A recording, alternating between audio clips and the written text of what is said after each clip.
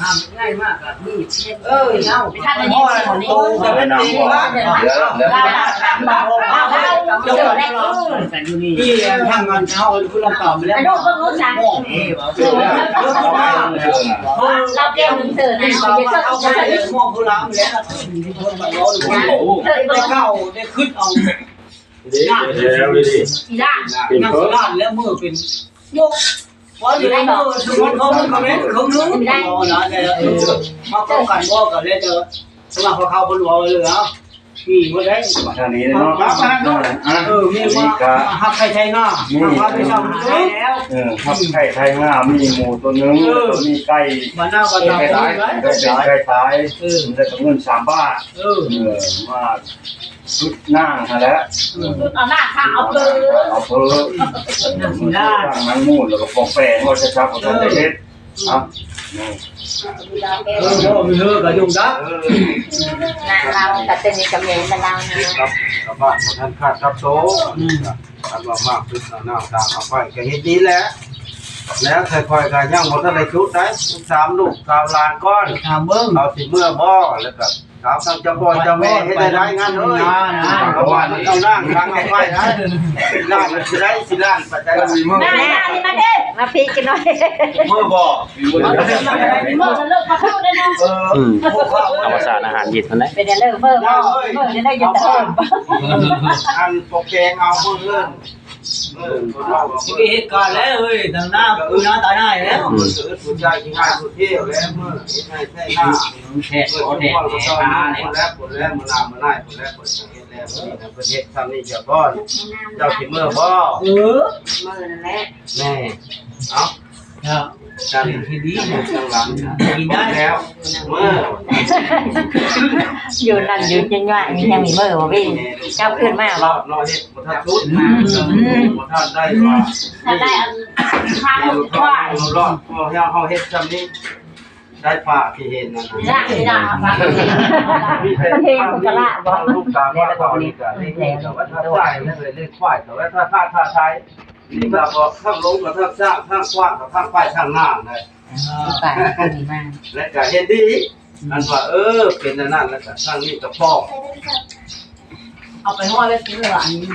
เฮาหมดแล้วมันนอนเจ้าเด้อห้อยไปรุ่นนะคนได้เจ้าหมูตัวนึงนะว่าหมูตัวนึงได้เป็นได้ตายนะได้เป็นนะอยู่นี่ไอ้ตายอยู่ฟูนี่มักลาฝาฟูแล้วจะว่าในนี้ตื้นนักว่าว่านี่แล้วนี่คนคนนี้นะในบริเวณที่3ได้ท่านว่าเมื่อฮอดแล้วให้หน้าฟาดจังไรมีเสียงร้องกินข้าวสิลูกมีคนเขาเลยอ่ะกินข้าวอยู่และถ้าคืออยู่ลงตั้งว่าเขาความผิดตีบ้านเนี่ยเนาะให้สอนไปพูดเฮาแล้วท่านว่าเข้าส่วนฟักส่วนแดงแล้วพิษแล้วที่นี่ติดกล้องมันจะนี่พิษโตให้บอกให้จอด3 4 ที่เจ็ดและกบแตกคือตั้งเจ้าบ่ทำมาเจอยิงกำลังเฮ็ดนั้นอยู่ลาบไก่อันนี้ลาบเป็ดเมื่อฮอดแล้วก็ข้อให้เข้าข้อเจ็บกับ5ไว้ไข้ใจ5ม้น5หมอหวยปะทางหน้าใจคนคนนี้นั่นเป็นบุญของพ่อแม่นะแล้วถามว่านี่รวดเกิดพูดได้นี่รวดเกิดนะครับเราจะฟักรับตัวแต่ทุกวันจะให้ใส่ให้สีเอาแม่เอาต้มมาได้ต้มมาเลยไก่นี่ไก่ต้มไก่มาข้าวแล้วนะเพราะตุ้มมาเดียวเนี่ยให้ว่ากันตุ้มหอยดีตุ้มหอยโมให้มีความกระทุกกระเทือนได้เคยจะบอกเลยชอบไปตุ้มเมื่อหันกันพวกง่ายใจคนง่ายเลย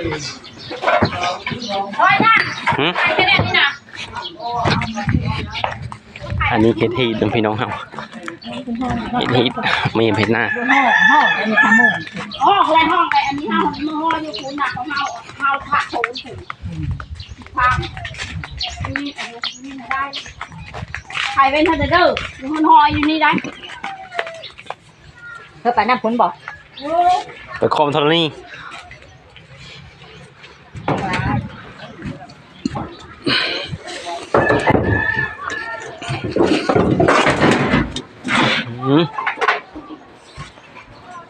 สภาพ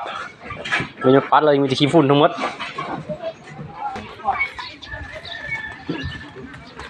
เอาไก่เนี่ยไปเจอไก่เนี่ย ไก่พี่ละ เอาก็ไปเห็ด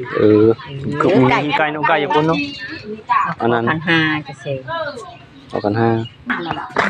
นี่จะประกาศมาคิดข้าวโลดไปลูกนะ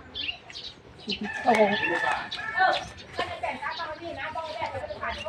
นี่น่ะแต่งงาน งามเลยออกมานี่ งามเลยงามหมดเลยนี่ฮะ อันนั้นแหละมืองามบนจะโต๊ะนะเออ เด้อแหกเขยจะเด้อแหกเขยมาแล้วว่าเป้นี่คือที่เฮาว่านี่ได้ ระวังเดือโหเด้อมิ ว่า ว่าเยอะเอาเครื่องหดมาเป็นหน้าอยู่นี่นะมันหกเลย ท่อห้องนะ ห้องกับพี่เล็กเธอได้ มีคนอื่นนี่นะเขา มิดมาฝักมาไปจักมาที่เรา มา เอาไปเลย อันนั้นหมดแล้วเนาะเฮ้ยหมดแล้วเนาะหนูกินมาได้ ที่เหรอ เอาพื้นมีหมด เออ โอ้เขาจะมาหักสิเนาะนี่จะมี หวีดอก หินหึงเลย มัดเนนใช่ไหม โทรศัพท์ ตุกลุปะไปลงเลยไปวันนี้พอไอ้หน้ากับมือสวาไก่ช้อนนุกกับแม่ ให้ไป แล้วบ่ แล้วเลยดิ แล้วมาละ มันไปย่างมาถ่ายเลยมือตื้อ ถ่าย ไป มือสวาไก่แตกมาข้าว ถ่ายไปเฮิร์นผู้อื่นเบิ่ง